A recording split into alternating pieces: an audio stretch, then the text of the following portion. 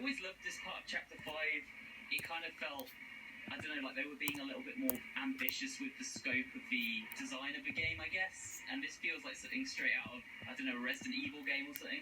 I think it's really cool. Well, there's where Tom and Allison stopped off. Maybe we can join them. Sounds like something stuck in the paddle wheel. Oh, but a giant hand comes out, which isn't good. And claims their boat, so we better get out of here. Not going to hang around to find out what that giant bendy hand belongs to. I made a theory like a long time ago as to what I believed that hand actually was. If you want to go and check that out, guys, it's somewhere on the channel. But for now, we're not going to worry about what that hand is. We're just going to get away from it. And hopefully, I was going to say the paddle wheel doesn't block up again, but of course it does. Right, let's go. I like how they've like lit these tunnels with these sort of fairy lights. It's kind of cute, making them a little bit more happy and a little bit less creepy. Whenever you see a flashing light up ahead in a video game, it means bad news. There's a hand. Okay, we're gonna go. That was close. I don't know if you guys saw that. It kind of briefly showed up for a second there, but it was very close to us. Let's navigate round here. We'll get out of here in no time, I'm sure of it. This section does go on a little long though. I think if they wanted this section to go on for this long, it could have been sort of beneficial to balance it out with some additional gameplay mechanics, but I'm guessing they were just trying to finish up the game at this point and get it out for everyone, so I'm sure the sequel will bring some more ambition to these kind of moments, as they've been working on that for a very long time now.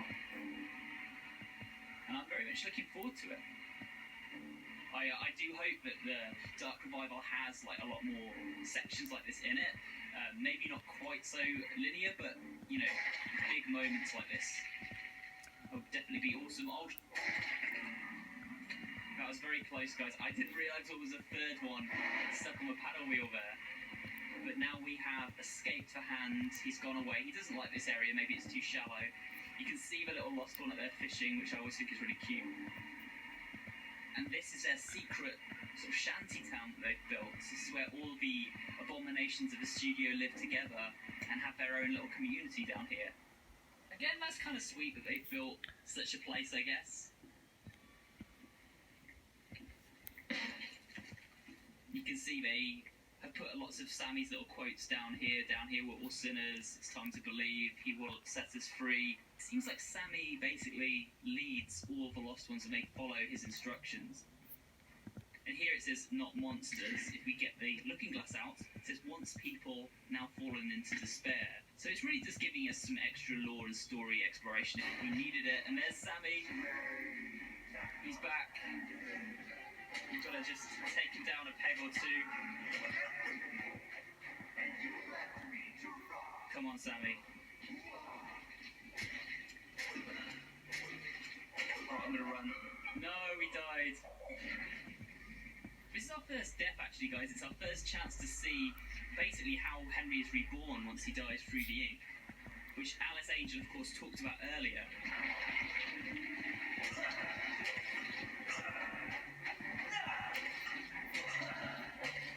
There we go. We've taken down Sammy. He's just going to run away now. He doesn't like to be seen without his mask. He's like, I'm deformed. But really, he just kind of looks the same without his mask. Just no facial features, really. So see if we can soothe his feelings, you know, make him feel better. You lied to me. You said I'd be free. Well, I'm going to free you now. Free your head right off your shoulders. Finally, Tom has come to help us. It's time for sleep. Dude, that's gonna hurt. I think this is actually one of the bits that shocked me most in the game because it's quite savage, you know, to see an axe get sunk into Sammy's head there, especially for like a T-rated game. It's a bit brutal, isn't it? More like what you'd expect from an Outlast or Resident Evil game. That was close. You're lucky we were in the neighborhood.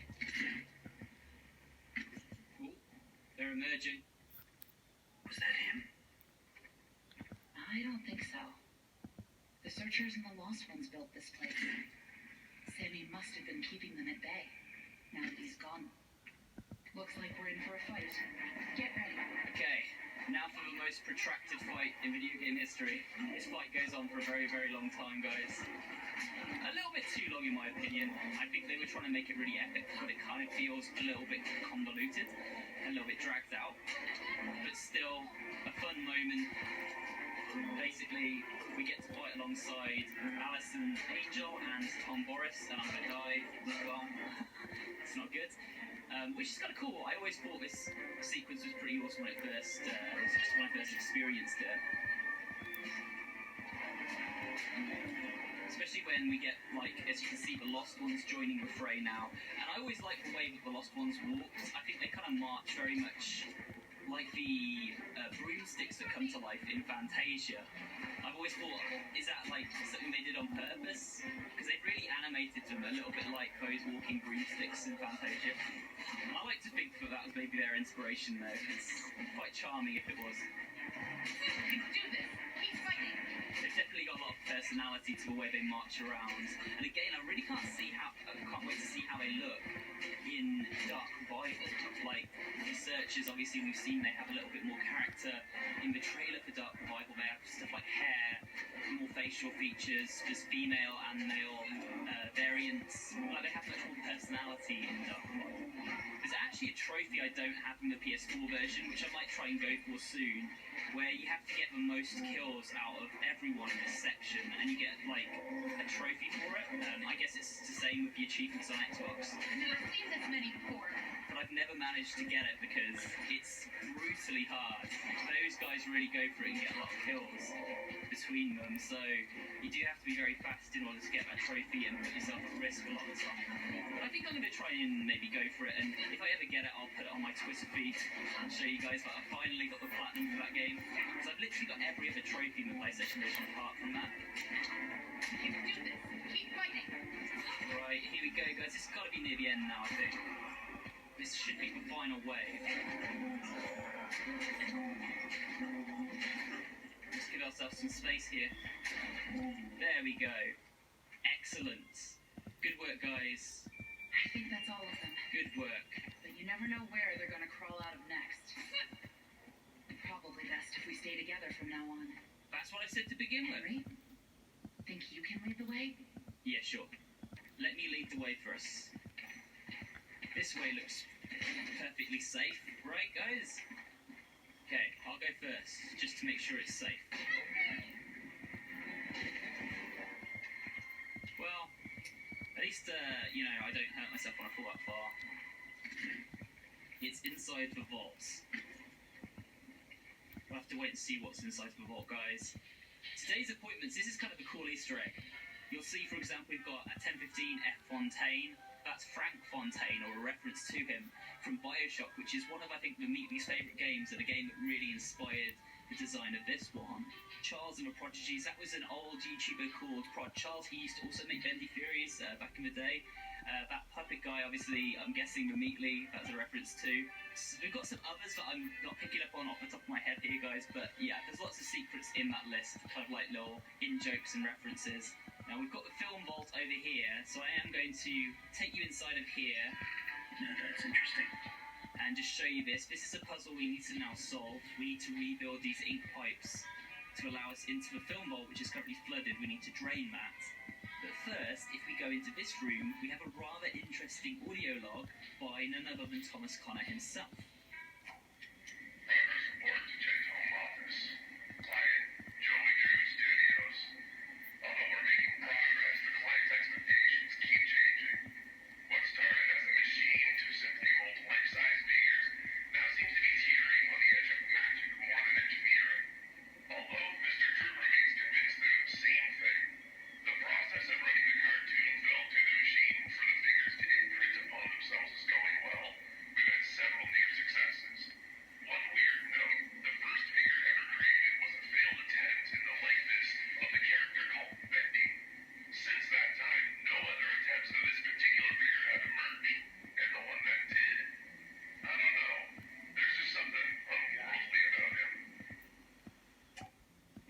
Thomas Connor there talking about, and here's, before I go into that, here's another reference that shows that it's likely Thomas Connor is Boris, because we've actually got Boris inside his toolbox there.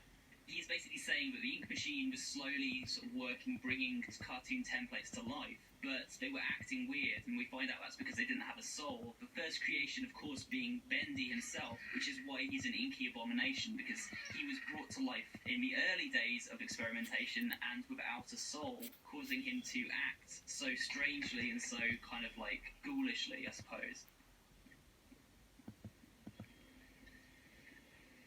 I'm going to play you all the audio logs in this section, guys. We're going to sneak around, and I'm also going to show you a quick way to defeat the Butcher Gang members. The first one is going to be Joey Drew's audio log, which is just in this room here. Not these guys again. I better stay out of sight. Memo to all administration offices. Rumors have begun to fly that we simply can't tolerate any longer. The idea that the company is in some form of financial difficulty is untrue, and the slanders lie against us. It's also been known to me that some backroom incompetents are not trusting in my leadership. As a leader, I'm always steering the boat, guiding our destiny, looking at the big picture. No need for you people to worry about such complicated things. Just do whatever it is you do and trust your leader. It's just me. So Joey's obviously just trying to do whatever he can to, calm people's nerves and not get them asking questions. Next we have an audio log from